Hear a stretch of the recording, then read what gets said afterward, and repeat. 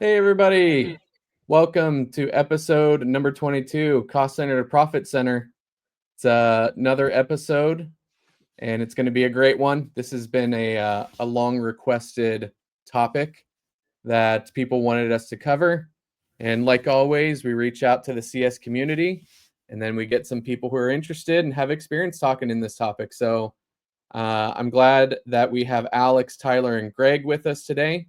And before we get to intros, just the Success Panda housekeeping. If you don't have an account with Success Panda, head over to successpanda.io.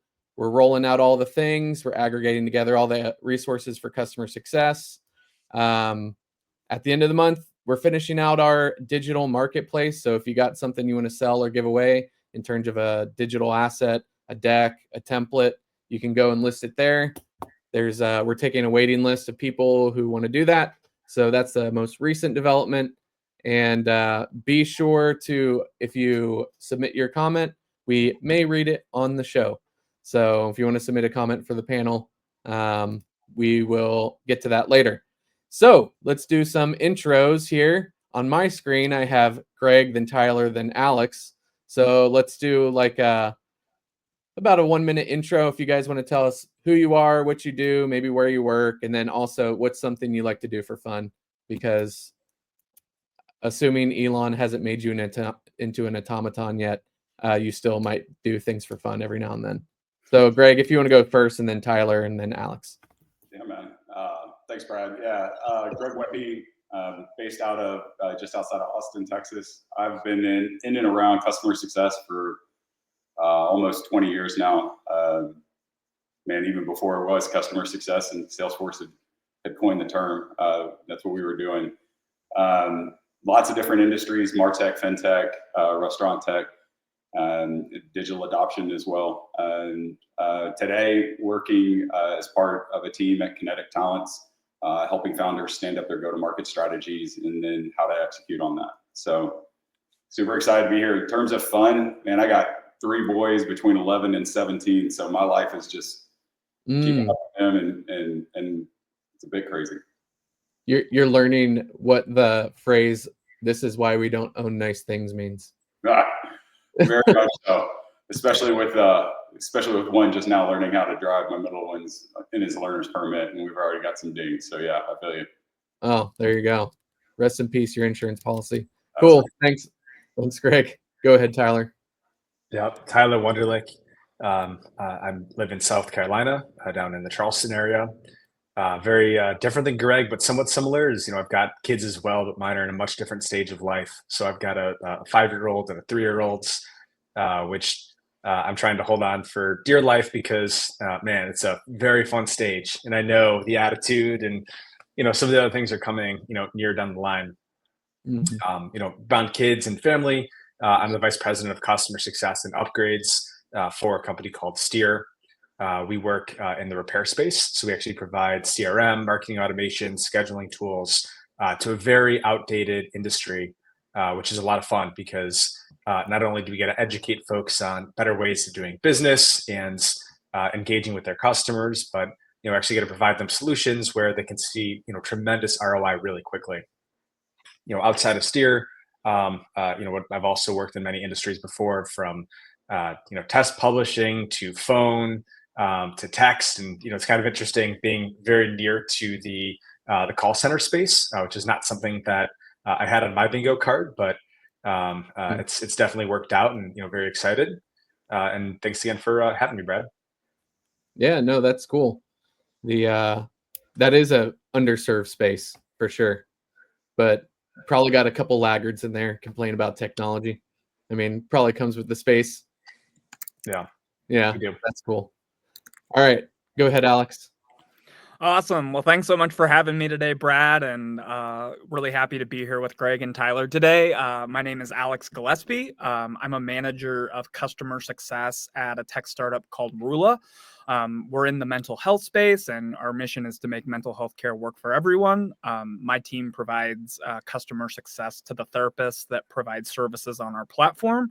And I've been here for a few months, and I'm absolutely loving it. But I've been in tech now for the last 10 to 15 years, working in customer success and account management. Several of my organizations I previously worked at had been very retention driven and had not really done much of an expansion motion. So I built a lot of go-to-market expansion plays for several of my businesses in the past. So I'm really excited to talk about revenue growth today and how that's a big part of customer success. So really excited for that. I'm located in Des Moines, Iowa, very cold. I relocated from Arizona. Don't know why. My family's here. That's why. But something I love to do for fun. I love to golf. I'm very poor at it, but it's a fun activity for me. Like to get outside. It's kind of my way to exercise in the wild, I suppose. So yeah, that's a little about me, and I'm really excited to be here. Yeah, no, that's cool. Regretting life choices when moving from Arizona to Des Moines in the Arctic blast, Yes, that, yeah. 100%. Yeah, I have a friend who lives in Iowa, or he's from there and goes back there often, and he called me, he's like, it's -10 outside. I was like, whoa. Yeah, no, it's been a big adjustment from Phoenix summers to Iowa summers, but being close to family, I suppose, outweighs that. So is There you what it go. is. There you go. I'm a townie too. I live in the same spot I grew up. So cool. All right.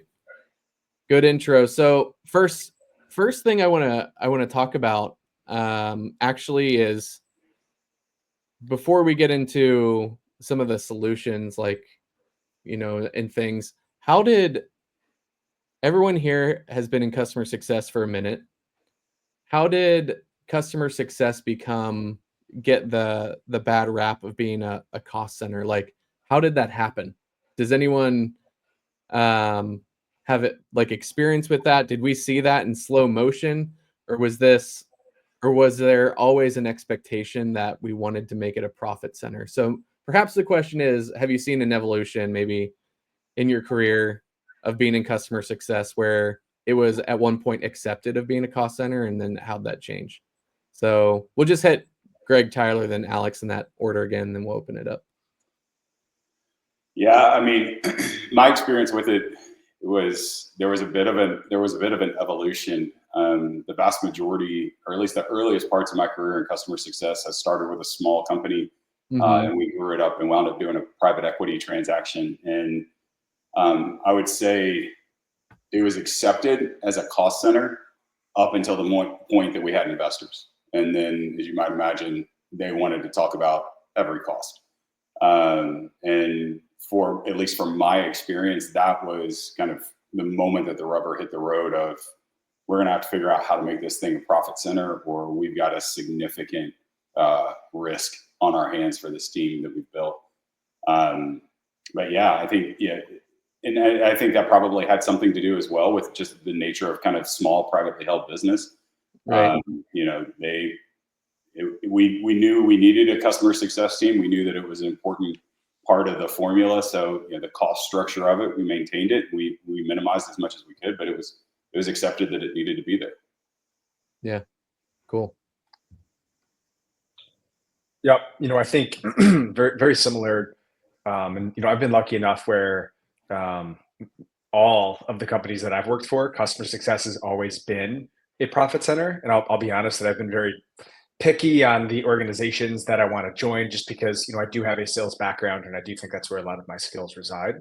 However, what I've seen in both, searches in the past, and also, seeing friends, in customer success companies where they aren't necessarily a profit center, is they're a catch-all, right? So customer success teams tend to be the team that catches everything from support interactions to renewals to, maybe some form of engagement or initiatives that are actually driving change across the customer base.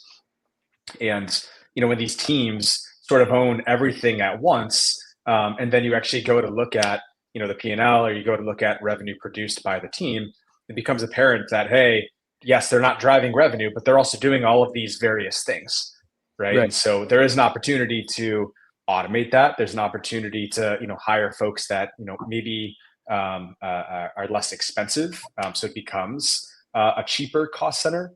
And a lot of individuals that are running and owning these teams, they're not having the fortitude or understanding of how to really change that from this catch-all support team to a true profit center. Yeah. That's really the way that I'm seeing it. Cool. Yeah, I'll kind of piggyback on Tyler. I think it's definitely evolved over time. And when I first was in the industry, it was very much, deliver value to your customers and make sure they're successful, but there were no revenue KPIs really tied to that.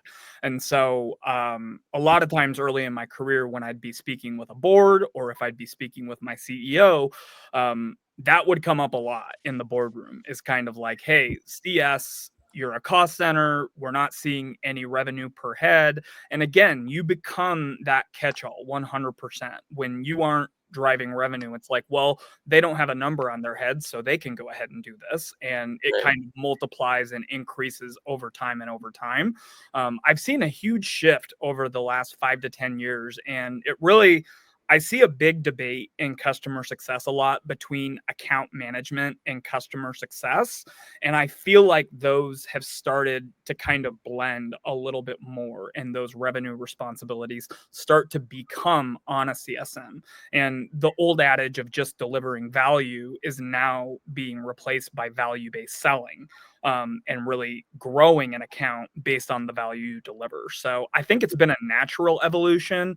And I think, honestly, there has been some hesitation just because I don't know that I want to put a revenue number on my CS team because they aren't salespeople. They've never been trained to do this. But it's absolutely a trainable and acquirable skill to really be able to do that. So I've liked the trend in the direction it's heading, but definitely at the beginning of my career, it was 100% cost center and just taking on anything and everything because of that. Yeah, so I like a lot of what you just said, and you hit so many topics, Alex. So one, when you talked about just they're not salespeople, or at least the one, we'll say legacy people. So they might be targeting now on job descriptions that basically are under CROs or under VP of sales. How many people like got into customer success back in the day because it wasn't a sales job? Tons. Yeah, I mean, it's like I got into this field of work because I didn't want to do sales. And then it just, after ZERP and after the easy money dried up, it's like, oh, guess what you do now? You do sales. And so I think that's a really interesting topic. We've talked about it before on the show, but I guess follow-up question to that is, I see this all the time because I talk to a lot of different people, but people are taking, the people that they might have and they're sticking them into these sales motions with no sales training, right? Or have you ever experienced, like, what level of training have you experienced over your career? I mean, I think everyone here has some sales background, but seems pretty common in sales. But what about in CS? Is that a thing? I mean, I was just gonna say I have definitely built a lot of that training myself for my teams in order Mhm. to enable them to do it. But yeah, I definitely understand the adage. Like when I first got into CS, I'm like, yeah, I don't want to have a number. I don't want to be sales. I just want to deliver delight. Mhm. But it's definitely changed over time. And yeah, I think a lot of people that get into CS initially, that's really the case. But the training is definitely something that is not like common in like a typical CSM onboarding experience. I think Mhm. we're so focused on delivering delight and making sure that everyone can do that sometimes we don't provide a sales methodology or don't provide anything other than build value. And sometimes that can be a little nebulous and ambiguous. So yeah, I think there can be some improvement, but that's where when I've had my teams ultimately do that, that's Mm. been my job to kind of create that content and training for the staff. Yeah, that's cool. What were you gonna say, Greg? yeah, we going back to that private equity. There was a moment where we actually kind of exactly what you said, Brian. Kind of threw a number at the CS team in terms of kind of an upsell expansion. and leading the team, did what you're supposed to do. You build up some training as best you possibly can. Try to inspire a team of people that to your point, I don't want to sell now. Congratulations, you get to. Let's be excited about it. And I'll tell you, man, it was a disaster. But it wasn't a disaster. Yeah, and this is going to sound biased. It wasn't a disaster because of training, but it wasn't because the training wasn't great and people didn't do it. I think it was. I still firmly believe, and maybe this may not be where we want to go for today, but I still firmly believe there's a unique line that divides CS and AM. And to me, when I think about a lot of these roles, I've seen a lot of them start to merge, but that merger can also have a lot of downstream impacts on customer satisfaction and as well as employee satisfaction, because a lot of people, that's not what they're in there for. But I also think that CS should carry a renewal number, which is equally as, if not more important, depending on the size of the organization. But yeah, it was an absolute disaster, and I wound up at that point after 1 year of it, pulling the team apart, not growing the team, but actually standing up for the first time a unique AM team at that organization, and everything rebounded within a few months. And so, sample set of one, but for me, it was something that was a very big learning experience, and has been something that kind of guided a lot of the decisions that I made going forward for team structures. Yeah, what I would add there is, think of what you just mentioned around, lumping this sales goal on a CS team, right? When you think about that, right? One, there's no trust, right? So, hey, I just lumped this goal on. There's no trust that I can do it or that I can hit it. I might have these assumptions that it's because I need to, be a more profitable employee. And then once there's no trust, right, there becomes this weird concept of just pure ambiguity around the actual term sales, because people often look at it as like sales, like I need to just sell products, right? But when you really break that down, there's upgrades, right? Plan upgrades, there's expansion revenue, there's the retention and price increases. There's so many different levers that you can use, right? And different folks are skilled at different parts of sales, right? And so it's really uncovering, what is it that we're actually talking about? Two, what are the skill sets required? And then three, does the person actually have the willingness to learn those skill sets to be successful? Because I've had folks that are absolutely terrible at, expansion or upgrades, right, depending on your definition, but are excellent at, talking about price increases, which does directly impact net revenue retention, and could be considered under the bucket of sales. Yeah. So, we got a comment from Cassandra. The thing is that sales is best when modeled like CS, driving value. Measurable outcomes and aligning with client goals. Consultative is vital for CS. You forgot to add the H, humble opinion, Cassandra, but we'll forgive you. No, yeah, great comment. I think that something that I think it was Greg mentioned, that the catch-all. So we're talking about sales. We're talking about how CS. I think all the time in trade-offs. Okay, and everything is a trade-off. And I've mentioned this on the show before. Is that this time last January, you had the CEO of Gainsight, Nick Mehta, go on Jason Lemkin's Sasser podcast. And Jason's making a joke at the very beginning saying, hey, Nick, I need a little bit more customer success and a little less sales, because Jason goes on to be like, every time I now have a CSM reach out to me, they're always trying to sell me something, sell me more seats, sell me another license. And basically you're training your customers to start ignoring you, kind of like when they ignore salespeople who are reaching out or going to the well too many times. And what you're finding is that original, we'll say, couple year, 3 year, 4 year goal of, hey, let's nurture relationships and let's make sure that people are successful, right? Having that be the primary target isn't always the focus, right? And so to me, I just feel like there's probably a seesaw depending on, like, do you work at a VC that is always like more and more and more, or do you work at like a bootstrap company that is fine just being like, oh, hey, we have 12% growth. That's cool. You know, they're not being like, hey, let's make it 12. So I think there's so many different like levers that you can pull. But I think at the same time, when you're a leader, you have to be able to articulate to your team, especially at the most senior levels, what the trade-offs are going to be. So, and it's really hard for people who will say are in the C-suite and we'll read Brandon's comment here in a second. Hold on, Mel. Who are people who are in the C-suite who are going to be able to be like, we need to communicate down to people that the one KPI that gets you fired is if you don't hit your renewal number, right? Right.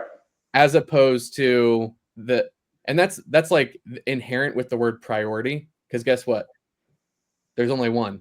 Like there can only be like one priority. You can quote unquote multitask. I don't believe in it, but the point is like every organization, there comes clarity when everyone is rowing in the right direction about what the priority is. So I tell CSMs now who I coach, who I talk to, who I mentor, who I just network with, I say, hey, look, if you're going to find a job and you're getting, in interviews with Alex, Tyler, or Greg, whoever, I was like, ask them the question, what's the KPI that if I don't hit, I get fired? And everything that else they say, right after that, like, oh, we still want to nurture customers. Well, guess what? You're not taking the L for doing all the other things, because usually if you're hitting your renewal target or whatever your KPI is, people are going well. So anyways, that was my TED talk going on my rant about kind of culture and trade-offs. But what do you guys think of that? And do I just need to delete what I just said? No, man, you're dead on. And I think one of the things that often gets lost, right? Especially when you have that initial thought of like, oh, let's give CS a number, an expansion number, upsell number, right? Something other than renewals. There's this false dichotomy of like, oh, this is this new area that we're going to tap into. But the other side of that seesaw is, how much did you just increase churn because you took your CS team's focus off of renewals, off of creating value, off of doing all of that sort of stuff? How many more churns did you get this year? And how did that balance off relative to the amount of increase in net new revenue out of that existing customer base that you just brought in? Because that's that balance. And that, again, kind of going back to that experience that I had, our churn was actually really, really good. And even when it increased, it was still solid. But for us, it was a 50% increase in churn year over year when we took our CS eyes off the ball, right? And it was just like, man, this doesn't make any sense, right? Yeah, we got this whole new, this whole slew of net revenue or new revenue, but net I'm down year over year because of all the churn that we created. So how are you going to balance it? Yep. Yeah, I'd agree. Going back to ambiguity, right? There's this concept of, hey, you're already doing this well. Now we're just adding this incremental thing, right? I think it's important, for leaders to be able to stand up and say, hey, we're not at the point where we can even upsell or go into, a sales conversation because, we don't have a solid customer success team, or we haven't built the types of relationships that earn us the right to have a true sales conversation. And I think then from there, the way that I've always viewed it, Brad, is, if you have great relationships and you're able to be open and honest with the person that you're conversing with, right, your point of contact, if you have clear line of sight into the strategic decision makers, then it becomes much easier for a customer success manager to go in, with a sales conversation, because they're already equipped for success from many different sides of the coin. Whereas if you're just going in and just saying, hey, here's the number, go out and hit it, you're almost, you're signing up for a failure mission. Yeah, when I try to really analyze, like when I look at the hallmark of what I think like a great customer success manager is, like I like to think holistically, and I think Greg brought it up perfectly. Like, don't put a sales number on and like look at how much new revenue we're generating and like have that be your North Star, because as soon as you're focused, like sales job is new revenue. CS job, while you want to grow revenue for sure, like that should not be the absolute aim. And so I really anchor my teams on net revenue retention and challenge them to be the owner of their book of business and essentially say, hey, your number is 105 net revenue retention. Now, if you just want to be a churn killer and have like 0% churn and you're just crushing it at that, then you don't have to have necessarily as much expansion because you've done such a good job owning retention in your book of business. Likewise, hey, are you good at driving upsells and expansion and building more value in your book of business? Great. If you can facilitate an X% of revenue upsell conversations and you maybe lose sight of churn and it drops a few points, if the overall value of your book of business is growing over time, that doesn't really bother me necessarily if we have some fluctuations in some of that. But that is, I think, just kind of how I've managed it, at least with my CSMs, in terms of like trying to tie that value to not lose sight of churn necessarily and try to balance both of those components together. Yeah, I mean, in a perfect world, everyone likes the word balance. Like balance is, if you use the analogy, for example, of like you're trying to lose weight, you have the exercise only maximalists, and then you have the nutrition only maximalists.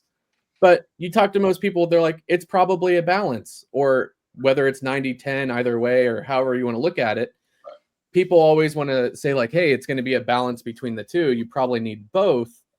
And fundamentally, for me, to wrap up this point about trade-offs, is I think fundamentally when you trade off the long-term value play for short-term, that's the whole point of trade-offs. But you have to be able to understand whether you're a job seeker going in. So a lot of times companies put like, oh, we just got this round of funding, you got this round of funding. I tell people, I'm like, do you know the best way to know what companies value? It's where they put their money. It's what they invest their money in. Okay. Are they growing their CS team? Do they provide training? Do they this? Eventually I go to these CS events, guys. I'll eventually stop getting invited, or they'll like block my name, because when people get invited on to be like, these keynote speakers and they actually are brave enough to take Q&A, I'm the dude, right? So I created Success Panda to be a tool to help people with career development, right? It's not expensive. Like it's meant to be affordable and for everyone to use. But like people will get up there and they'll be like, oh yeah, I believe in mentoring and I believe in like providing this and that. And I'll raise my hand and they'll call me and be like, so I know that you mentioned that you believe in this. I'm just curious, what's your budget every year that you provide to your employees?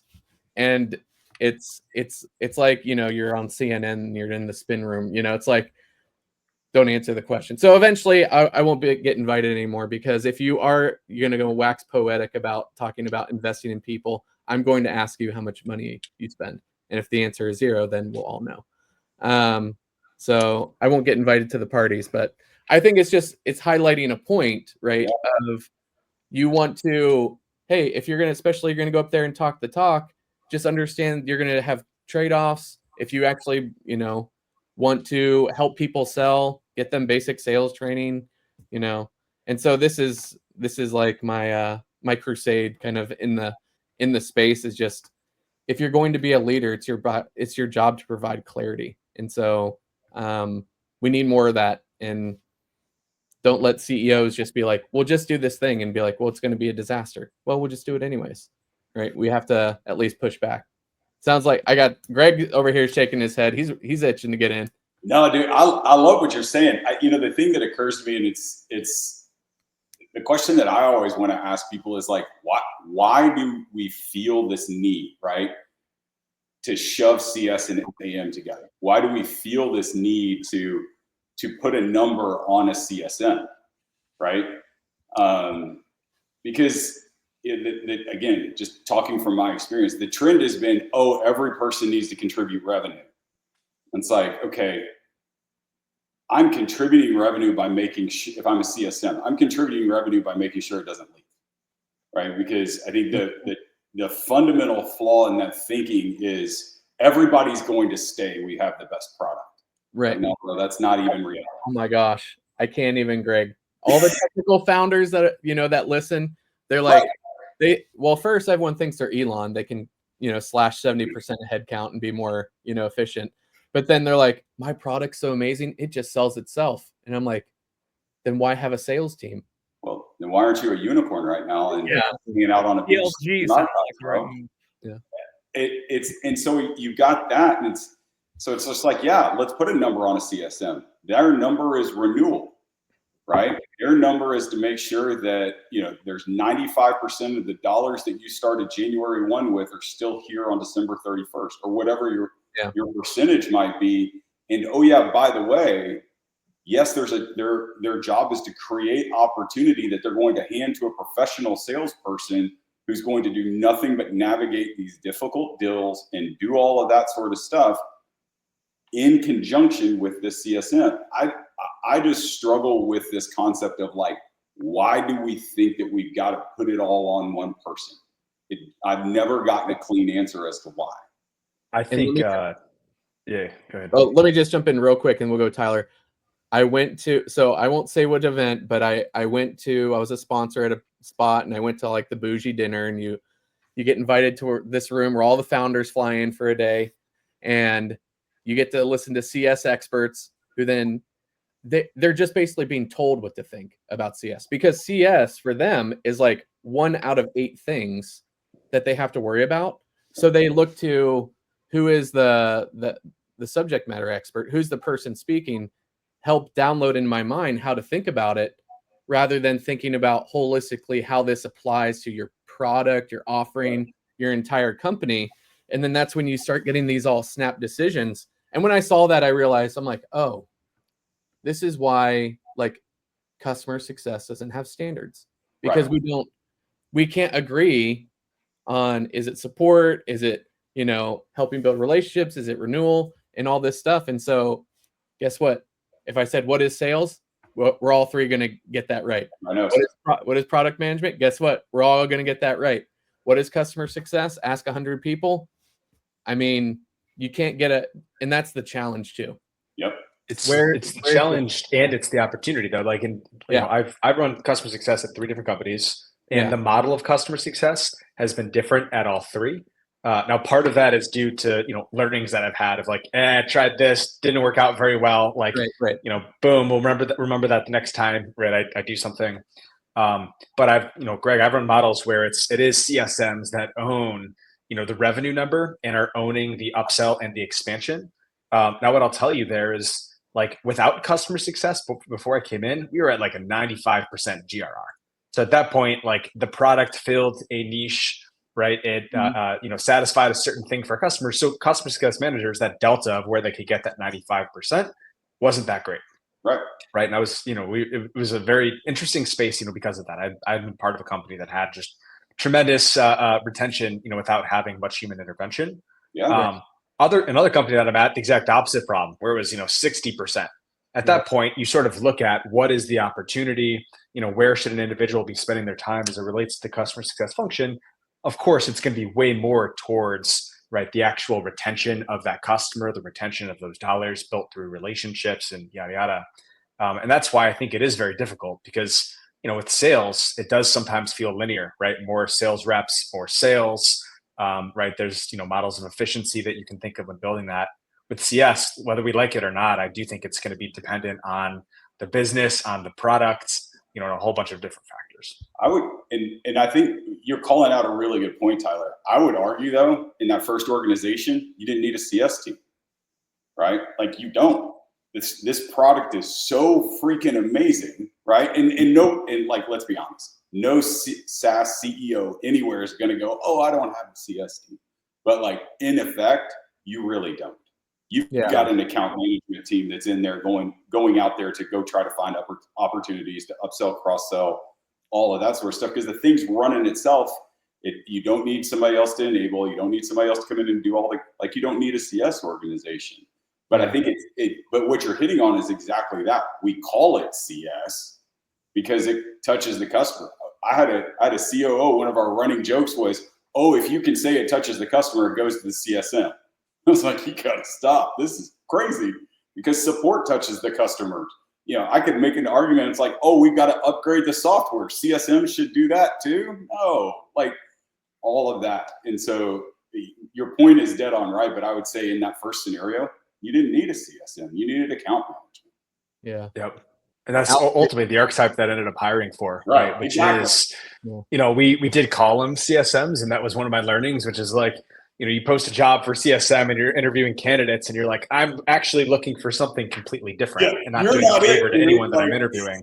That's exactly right. Yeah. Jump on in, Alex. I see you shaking your head. No, yeah, I fully agree here. I think there's, when I think about like owning a revenue number for like CS, one thing I'll say is the way that I approach expansion with my CS teams in the past is because one of the biggest things that happened is in one of my previous roles, my team was 100% retention focused. We were focused on saving churn. That was it. I hadn't even heard of the word of expansion as a CS leader at that point. And so my CEO came in, he was a very revenue minded leader, and he had asked to like anchor the team in that revenue retention and to drive pretty high expansion numbers. And I know we talked about this earlier where CSMs, like, because when Tyler mentioned, like, I'm looking for a different profile, like when I put CSM, that's not necessarily who I'm looking for. What I anchor my team on in terms of driving expansions is this. Everyone knows like the goal of customer success is to make sure the customer is successful, right? But here's the thing. No one's going to expand. No one's going to renew. No one is going to drive any revenue for you if they are not successful. And that's just the bottom line. So even when we're talking about driving expansion and driving revenue, I anchor my team in, it's up to you to make sure your customer is wildly successful and they have all the tools they need to essentially be enabled to grow and to deliver so much value that it's literally not as much of a difficult sales conversation as you might expect. And a lot of the expansion that I try to work on with my team is also curated and onboarding. Because obviously onboarding is a really big function of most customer success teams. So anchoring on expansion in onboarding has been like a really successful play for me. And how that really works is essentially when you're onboarding someone, set success criteria from the beginning. So, hey, at the end of 6 months, what do we need to see for you to ultimately decide, hey, I love this and I want to use it more? Well, we need to have this metric done and this. Okay, great. As a CSM, I can now work backwards. And if in 6 months I've delivered that value and I've delivered that success, right, it makes it very easy for that CSM to say, well, based on our last conversation, you mentioned that if we achieve this level of success, you'd be willing to roll it out to 2 different departments and ultimately increase your seat count. I think we've hit that at this point. Do you have any hesitations with moving forward like we discussed? Right. So trying to like capture that at the beginning of the process, I found has like been really beneficial to try and get CSMs past you have to sell and like are having direct sales conversations. Yeah. And that's the challenge too. I tell people similar thought where I tell people the whole goal is how do you make the renewal a non-event, right? Just make it a non-event. Like it should be. Everyone knows 6 months ahead of time that you're going to renew, right? And so, but this is why we have to be very careful about, and this is the challenge, like with labels, is when you say a word that is, we'll say loaded, like you say sales, some people envision Wolf of Wall Street. Like they're going to start hitting the phones and screaming at people, because that word means different things to different people. So I think again, going up to leadership, this is why communicating so hard, and the highest paid people in the world are the best communicators, right? Because communicating actually turns out, on every job description, exceptional communicator, turns out that's actually really hard because if you're not communicating well and your team's rowing in the wrong direction, that's not great. So let's let's transition. Well, let's bring up this comment from Brandon. Now that we fully have been some minutes from it, I think there's a difference between renewal revenue metrics and then assigning upsell and cross-sell goals. I noticed that the line between AMs and CSMs is getting far more blurry, even to the point of not understanding the difference between the two roles. Yes, Brandon, that is 100% correct. And many organizations don't know the difference between two roles. I have been interviewing with multiple companies. I ask them what's the difference between this and AM role, and I sit and watch them squirm.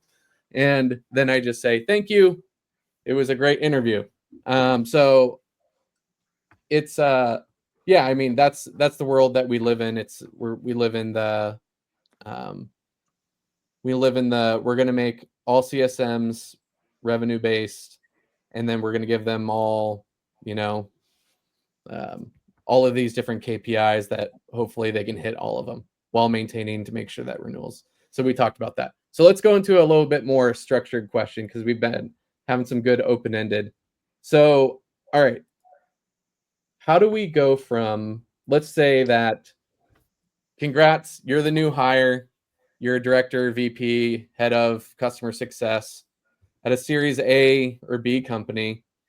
They're saying, hey, Greg, Alex, Tyler, we got a team of 7 here.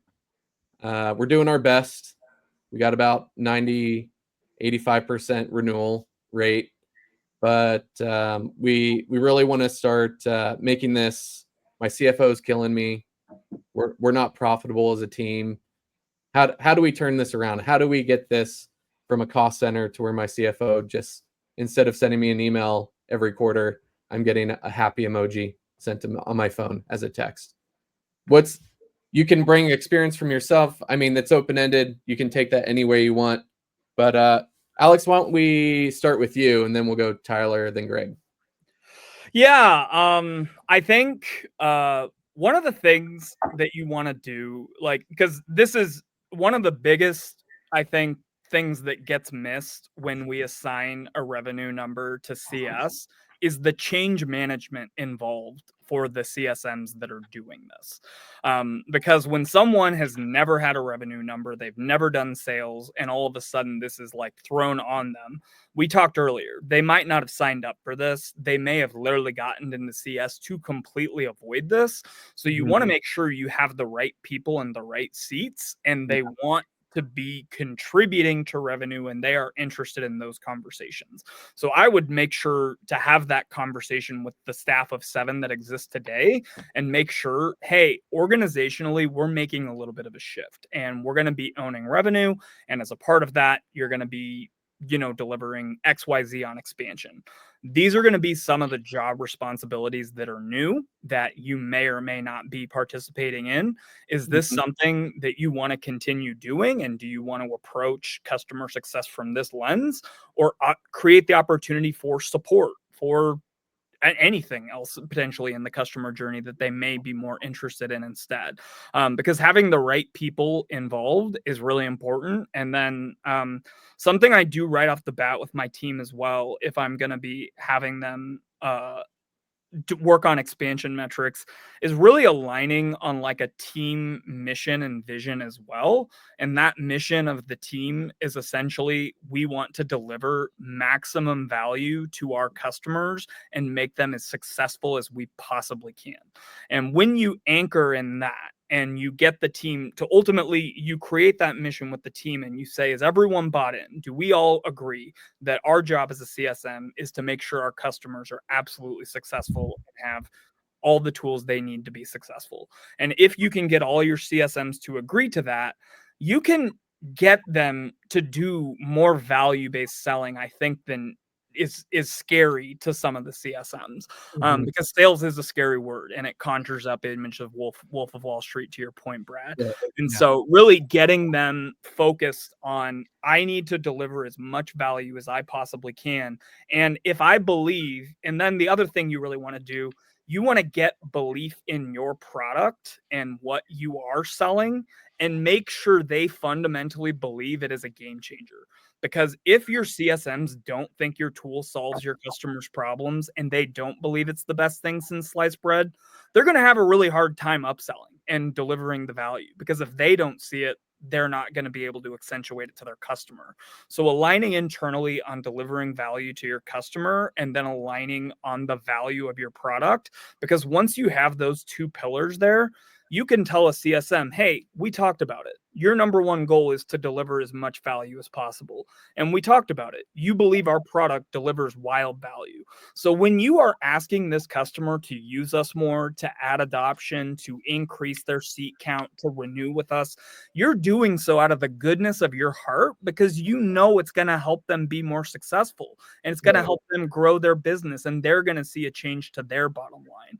So a lot of the success I've had in the past is really like getting the CSMs past the scary part of selling, and like really anchoring them on like value-based driven selling. And it's at least gone much more successfully than just throwing a number on somebody and giving them tips on how to have expansion conversations. Because when you can just really hammer these fundamentals, I've had a lot of great things happen. So that's cool. Sounds like you're not having the group meetings where they say, "Sell me this pen." No, we are not doing that at my company. No. Those are the good old days. Okay, cool. Go ahead, Tyler. Yeah, you know what, your question actually is a world that I'm currently living in, or have sort of come out the other side of. So I've been with the company I'm at for about 10 months now. When I joined, it was a team of 8, and they were the catch-all customer success team. Lots of frustration around priorities. The team didn't believe and trust the leaders. The leaders felt like the team was, they're doing a terrible job of answering phones and responding back to customers. And so you just had this massive distrust and lack of organization or transparency. And so, what I did when I came into the team was, really set the course of, hey guys, this is the direction that we're going down, right? And very similar to Alex, setting expectations up front of, one, this isn't going to be easy. It's not like, this is just a thing that we, snap our fingers and overnight we get into a better spot, but it's really setting the course for, this is the pathway. This is why you should feel confident that this is the right pathway. And then also, giving them opportunities to speak up around frustrations that they had. So, fast forward, right? And, I think the big pillars that I'd call out of being, important to that exercise. One is just because, a CEO or someone tells you, hey, this is a sales goal, it doesn't mean that you need to then take that goal and then put it on your CS team, right? We've all talked about the difference between account managers and, customer success managers. For my team, the idea was, hey, your organization needs to own this sales number, right? And for me, based on the organization that I'm in, it quickly became apparent that my team doesn't have the skills to do that, nor do I want them to spend their time doing that. They're way better, doing things like producing value, customer testimonials, getting referrals. We're a very heavy referral-based industry, but it's actually building an upgrade team, right? And then it's setting the course of, hey, the upgrade team gets, into this spot of the customer journey. This is how all teams interact together, right? And, the last point that I'll mention, because I do agree with a lot of what Alex said, is, having really sound communication and a team that, trusts you, where they can actually speak up and voice their opinions, really is the magic sauce, right? Where it's not just a leader that comes in, puts this thing down, and then expects everybody to, robotically just adhere to the goal and hit the goal. But it's understanding, like, what am I not thinking of? What am I not seeing in this process? And then using that to really mold what the, the future of the team looks like. Yeah, I love the leadership point at the end. And that's why I'm on such a crusade when it comes to a lot of things that I'm doing with Success Panda on the show, because I talked to like 400 people last year, and there's a crisis. I would say it is a crisis in customer success leadership. Like, it sounds like you guys get it, right? But I'm talking to frontline people that they're working at places where, they don't get it. There's not, and the difference between having a boss and being a leader, right? So that's kind of the thing is, if your whole function and you're just basically, you just are parroting what someone said to you and you're not adding value to your team, you just basically could be replaced with an email, then why wouldn't you be? Right. And so I think that's really something to think about if you're in a leadership role, right? Which is, am I a boss or am I a leader? And if you don't know, ask your team. They'll let you know. Well, Anyways. and just one more point, because I'm sure Greg will have some great stuff to add to that. But I think as a candidate, it's difficult because especially if you've been looking for a while and you start to feel like, should I settle on this? I know it's not the right place, but at least it's going to be a good temporary solution. Continue holding out and really challenge the interviewer and make sure that you're speaking to your boss and your boss's boss, or whatever that chain of command looks like, because if you do sign up and you're working for the wrong person, man, that is demoralizing. It is a killer, right? There are great leaders that are hiring great people out there. And don't be afraid to ask those tough questions, similar to what you're doing in the, those group sessions, because better to uncover prior to starting than uncovering, weeks into your new gig. Exactly. Go ahead, Greg. Take us home, country road. That's funny. I'm gonna have a slightly different take. I mean, if I'm newly appointed VP of CS, I've got a team of 7. Brett, you're around 7. Brad, I'm taking your question to say, hey, these are my constraints, right? Like this is what I've got to work with. Working on the assumption it's a functioning CS team, you've got decent renewals. I think that's what you were saying. Mm-hmm. Yeah, I'm going to sit down with the team and as everybody else said, hey guys, this is where we are. This is what we're looking at. But my strategy is going to be slightly different. I'd be looking first at what are the activities that are on the team right now that I can offload through automation. If we're talking through a digital CS experience, if there's something else that's landing on the team, I'm going to pull as much load off that team without impacting customer experience as possible. And then what I'm going to do is identify 2 folks that are on that, and 2 may not be the right number, I'm picking it. Identify 2 folks that are on that team that are itching for the opportunity to be more of an AM, and I'm going to make them AMs. And we're going to redistribute the ratios of the rest of that because I just offloaded some of that load. I'm going to redistribute the ratios of those 2 teams or 2 people to the other 5, and I'm going to put a you want to call it a CSQL, qualified lead, whatever it might be, quota on those CSMs to feed the AMs so that they're working as a team together. But I'm going to run specialized teams out of that group. And I'm going to make, if we got to have people that are selling, I'm going to make them sell, because it's going to be far less disruptive for that team and for the customer base to have the vast majority of them continue to be the CSMs that they were, and have a specialized group. And if that specialized group doesn't work, unfortunately, we're going to have some hard decisions, and I'm going to go hire 2 AMs. Yeah. That would be my play. Yeah, no, I really like that. And I think too, it made me, just because we're in NFL off season and I am sadly a Bengals fan, being in Cincinnati, it just makes me think about all these conversations about, well, do we try to draft someone that comes up in the draft who's just a good player at any position, right? Or do we try to like trade up? And I think there's a lot of that with that's what it made me think about with you, Greg, because it's like, if you're going into a new team, right, and you can't realistically fire everybody, everything will just blow up. Your company will stop functioning, right? You're trying to evaluate what everyone's strengths and weaknesses are, right? And you want to let people do what their strengths are, and you want to find, who are those hungry people who are willing to step up and, take on those commercial responsibilities, because those are the people that are motivated to do it, right? And again, my experience on various teams, there's always been 1 or 2 of them, right? It's for a lot of CSMs, that's a natural, career path that they're looking at. There's often a lot more money in sales, so there's people that are looking at that. It's like, yeah, I've enjoyed that part. I have these conversations. I've got great relationships. I can see this being something that if I focus my time and I'm not taking the calls and I'm not coordinating enablement and I'm not, chasing customer testimonials and all of the other kind of traditional CS stuff, then yeah, maybe I could do an account management And then you ask the team, right? And this is exactly what I did in one of these scenarios. Just ask the team, and everybody kind of pointed at 2 or 3 people. It's like, yeah, they're just more sales inclined. It's like, well, cool. Right. Let's unburden the rest of them and let them fly, and Yeah. crush it. Yeah.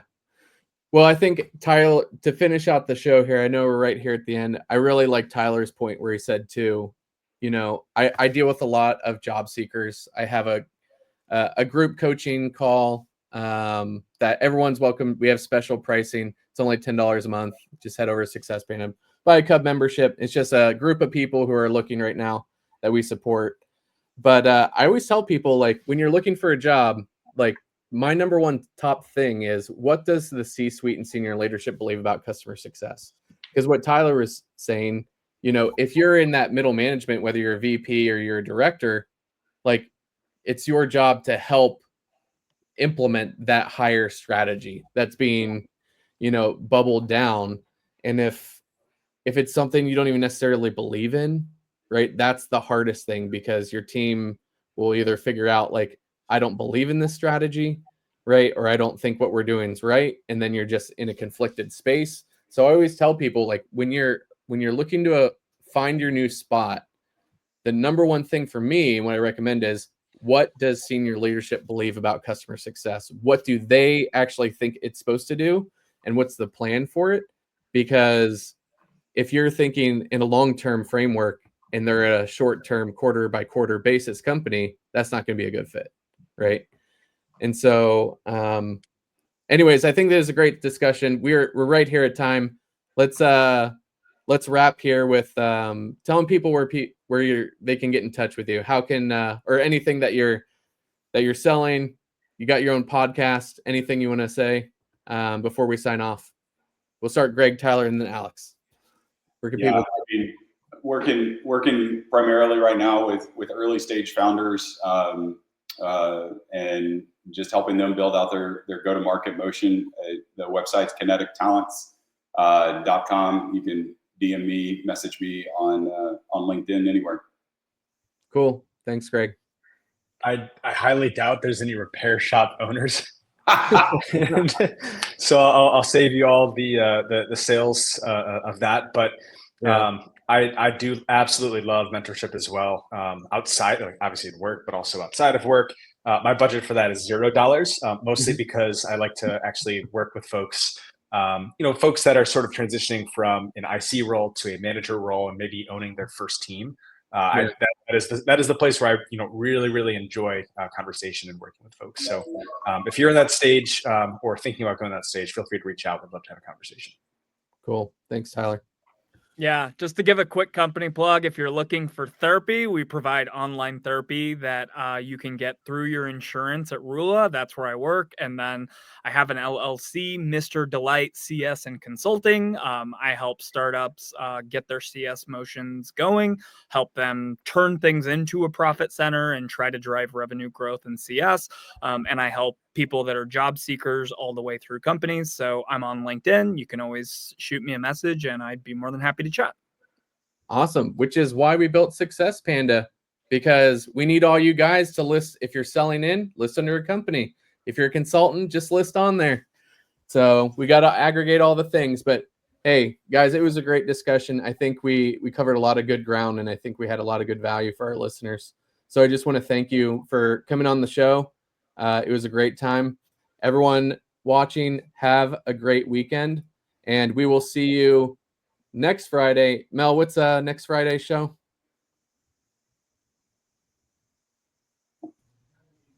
What are we doing next Friday?